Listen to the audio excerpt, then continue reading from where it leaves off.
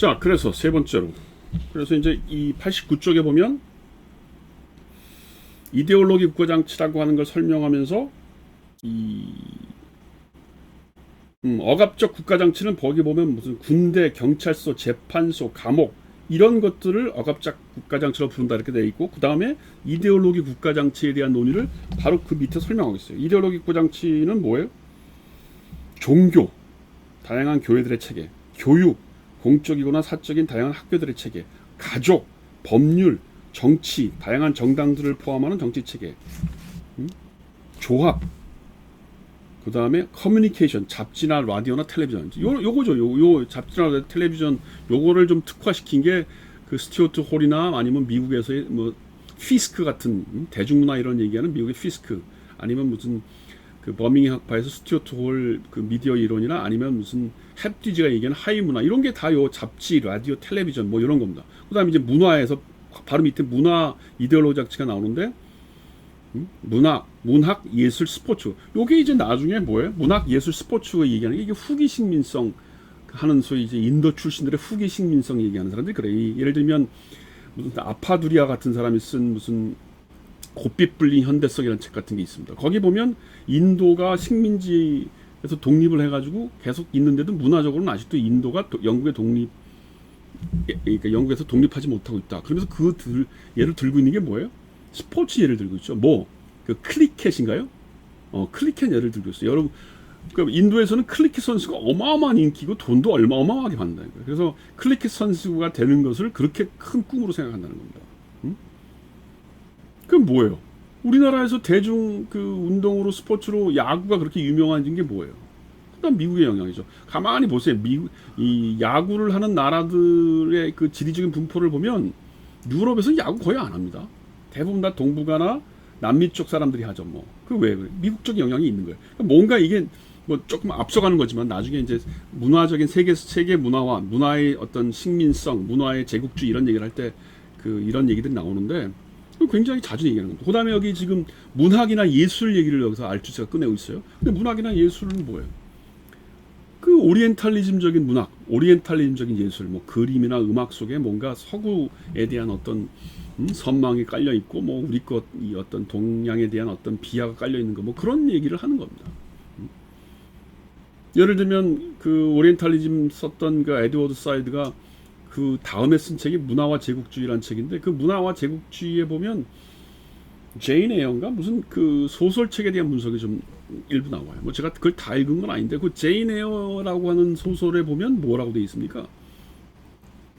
그거 왜 정확하게 기억은 안 나는데, 저도 어렸을 때 읽어서 잘 기억이 안 나는데, 무슨 그 소설 안에 뭐가 있냐면 그 다락방에 갇힌 미친 여자 얘기가 잠깐 나와요. 근데 그 다락방에 갇힌 미친 여자가 뭐냐면 동양 여자예요. 그러니까 서양 사람의 소설 속에 등장하는 미친 여자, 좀 비정상적이고 못났고 이런 사람은 대부분 다 인도 출신이나 무슨 중국 여자 같은 걸로 나온다는 겁니다. 근데 이런 게 뭐예요? 세계적인 수준에서의 문화적인 식민주의고, 그게 이제 후기 식민성 뭐 이런 걸로 더 발전시켜서 나가는 거죠. 뭐 그 얘기도 나중에 할 기회가 있을 겁니다. 어쨌든 간에 지금 알투스가 이렇게 문제제기를 툭 던지는 거예요. 그러니까 이 대철학자라는 게 뭐냐면 아주 짧은 걸로 문제제기를 탁 던지면 그 후배들이 그걸 자꾸 이렇게 그 발전시키는 거죠. 그래서 사실은 좋은 강의라는 게 뭐냐면 어디가 광맥인지를 아는 게 중요해요. 공부하는데. 그리고 그런 걸 가르쳐 주는 게 좋은 선생입니다. 뭐 조금 그 조심스러운 얘기지만, 예를 들어서 무슨 뭐 아파두리아나 뭐 스피박이나 뭐 햅디즈나 이런 아주 유명한 사람들이 문화이론에서, 그리고 지금도 많이 읽히고 현대에서도 문화이론하는 사람, 뭐 커뮤니케이션 학과 뭐 아니면 뭐 인문학 쪽에서 많이 있는데, 나는 그걸 읽을 바에 차라리 알투스나 막스를 먼저 읽어라 이렇게 얘기하고 싶어요. 그게 더 원전이, 그게 오리지널한 무게가 있는 거예요. 그 지금 얘기했던 햅디지, 무슨 스튜어트 홀, 스피박, 아파두리아 뭐 이런 사람들의 논의라는 거는 그걸 발전시킨 어떻게 보면 2차적인 어떤 형태라는 거죠. 그래서 되도록이면 원전으로 와서 읽고 그 문제를 충분히 훈련하고 나면 그 다음엔 그 어떤 현실에 적응하는 것들은 금방 우리가 알게 된다는 겁니다. 그래서 제가 원전을 강조하는 이유가 그거예요. 자, 그 정도 하고요.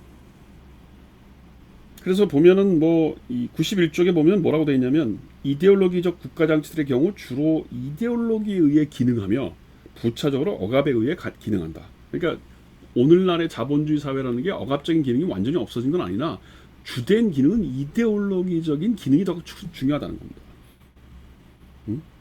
여기 보면 그 다음에 뭐라고 되어 있어요? 궁극적으로, 그러나 단지 궁극적으로 이 억압이 매우 완화되고 은폐되고 심지어 상징적이라고 할지라도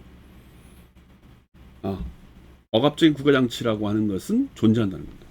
그 다음 문장, 이처럼 학교와 교회는 승인, 제명, 선출 등의 적당한 방식을 통해 목자들만이 아니라 또한 양들을 훈련시킨다. 이 표현도 대단히 재밌죠. 목자, 양 이런 거 사실 나중에 미셸 푸코가 이런 표현들을 많이 쓰거든요. 사목적 권력, pastoral power 이런 말을 쓰는데 내가 보기엔 미셸 푸코가 알투세한테 배운 사람이니까 나이로 보면 연배가 이제 알투세가 선생이고 푸코가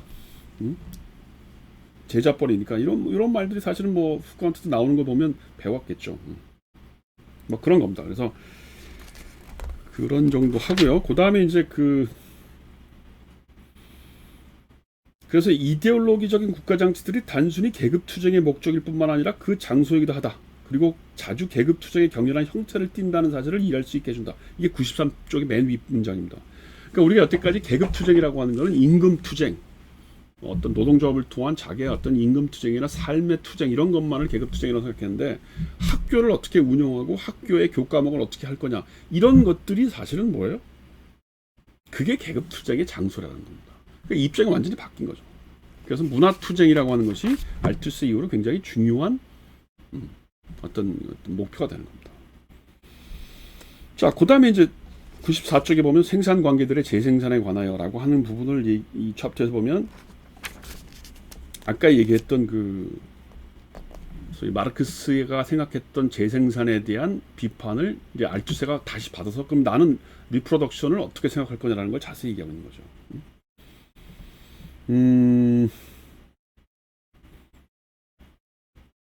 여기 보면 이제 97쪽에 보면은 과거에 이데올로기 국가장치가 있었다. 과거에도 마르크스가 살았던 시절이 있었다. 그러면서 그게 뭐냐면 교회라는 겁니다. 교회.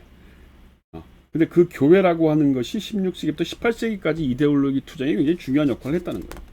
그게 그런데 19세기 이제 소위 시민혁명이 나면서 교회가 무너지죠. 교회의 권위가 무너지고 나서 그 다음부터는 뭐예요? 학교가 중요한 역할을 하게 됐다는 겁니다. 그래서 이데올로기 국가장치에 대한 지배적인 그 위치에 올라온 것이 바로 학교다. 그래서 교육 이데올로기적 장치가 중요하다는 겁니다. 99쪽에 지금까지 했던 얘기의 요약이 있습니다. 따라서 지배적인 이데올로기적 국가장치로서 설치한 것은 교육장치이며 그것이 이전의 지배적인 이데올로기적 국가장치, 즉 교회를 그 기능면에서 대체했다고 생각할 충분한 이유가 있다. 다음과 같이 덧붙일 수 있겠다. 학교와 가족이라는 쌍이 교회 가족이라는 쌍을 대체했다. 그러니까 예전에는 뭐예요? 가족과 교회가 사람들을 가치관을 만들어내고 일정한 그 사회가 요구하는 인간을 만들어냈어요. 근데 오늘날 18세기 이후에 시민혁명 이후에는 뭐예요? 가족은 그대로 남아있어요. 그런데 이제 교회가 아니고 학교가 됐다는 거죠. 그래서 사실은 가족에 대한 연구도 대단히 중요한 겁니다. 사실 미셸 푸코가 그 성의 역사 1권 정도를 보면 그게 어떻게 보면 가족에 관련된 얘기일 수 있어요. 지금 알투스는 가족에 대한 얘기를 그렇게 깊이 하지 않습니다. 그런데 그걸 이어받은 게 사실은 이제 예를 들면 미셸 푸코의 감시와 처벌은 어떻게 보면 학교에 관련된 얘기를 조금 더 발전시킨 형태라고 한다면 가족에 대한 얘기를 좀 발전시킨 건 내가 보기엔 미셸 푸코의 성역사 1권이나 혹은 현대 사회학자로서 그 기든스가 썼던 친밀성의 구조변동이라는 책이 있어요. 친밀성의 구조변동이라는 게 인간의 어떤 일상생활, 뭐 성생활, 뭐 음식 먹는 거 이런 것들에 대한 얘기란 말이에요. 그래서 사실은 이런 문제의식이 그래도 꽤 이 후대에 이름되는 뭐 미셸 푸코나 기든스 정도 되면 꽤 굵직한 학자들인데 거기에 이제 이런 것들이 연결된다. 뭐 그런 얘기를 하는 겁니다. 제가 이렇게 얘기를 하면서 자꾸 특히 알투세 같은 사람은 왜 자꾸 푸코, 기든스 아니면 뭐 후기 식민성, 그다음 스피박 같은 그런 여성주의 페미니즘 얘기하고 연결시키냐면 그 가지가 그렇게 연결되고 있다는 걸 여러분들이 아셔야 돼요. 그 지적인 계보를 알고 있어야 된다. 그리고 어디가 오리지널리티냐? 근원지가 어디냐? 바로 알투세라는 거예요. 그러나 직접 읽으면 그렇게 어렵진 않다. 그겁니다. 그래서 이데올로기에 대한 얘기를 굉장히 자세히 얘기를 하고 있는데 예, 뭐 여기 보면 뭐 그 99쪽에 보면 뭐 민주주의가 이루어지기 위해서는 민주적인 이데올로기가 작동돼야 되고 그것은 커뮤니케이션 잡지로서 뭐 잡지, 라디오, 텔레비전 뭐 이런 걸 통해서 시민들에게 일정량의 어떤 민주적인 그 어떤 일정량의 민족주의, 쇼비니즘, 자유주의, 도덕주의를 주입시키고 있다 이런 얘기를 하고 있어요. 이런 건 사실은 아주 중요한 얘기죠. 문화 이론으로서 대단히 중요한 거. 그 다음에 이제 그 100페이지에 가면 학교의 예를 조금 더 자세히 하고 있어요. 그것도 다음 시간에 하겠습니다.